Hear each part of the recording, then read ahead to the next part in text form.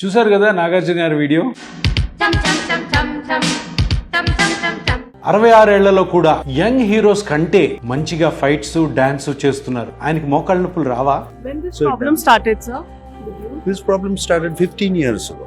Okay, but it doesn't look like. 15 years. Yes, 15 years back Nagarjuna గారికి మోకాళ్ళ నొప్పులు మొదలయ్యాయి. మరి ఆ నొప్పులకి ఆపరేషన్ చేయించుకున్నారా?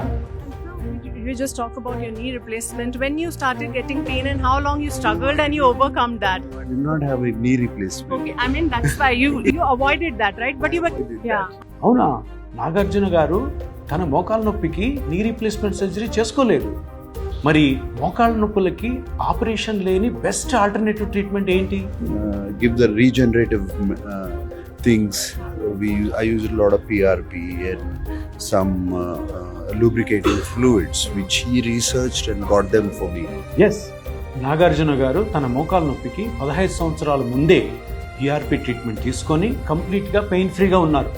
మరి ఆ పెయిన్ ఫ్రీనెస్ని మెయింటైన్ చేయడం కోసము నాగార్జున గారు ఇంకేం చేశారు?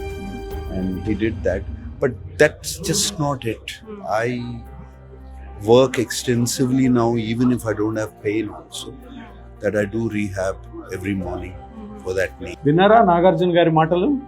PRPతో మీకు ఏ జాయింట్ పెయిన్ ఉన్నా కూడాను, మోకాలు ఉండొచ్చు, నడుము ఉండొచ్చు, షోల్డర్ ఉండొచ్చు, రిస్ట్ జాయింట్ ఉండొచ్చు, ఎల్బో జాయింట్ ఉండొచ్చు, హిప్ జాయింట్ ఉండొచ్చు.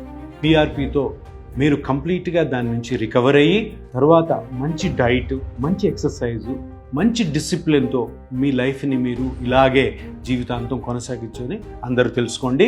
ఇటువంటి మంచి సందేశాన్ని ఇచ్చిన నాగార్జున గారికి చాలా చాలా థ్యాంక్స్. PRP అన్న ట్రీట్మెంట్ జాయింట్ పెయిన్స్ కానీ స్పైన్ పెయిన్ కానీ ఎటువంటి సైడ్ ఎఫెక్ట్ కాంప్లికేషన్ లేని మీ బ్లడ్తోనే, మీ బ్లడ్లోని సెల్స్తో చేసే చిన్న ఇంజెక్షన్ ట్రీట్మెంట్.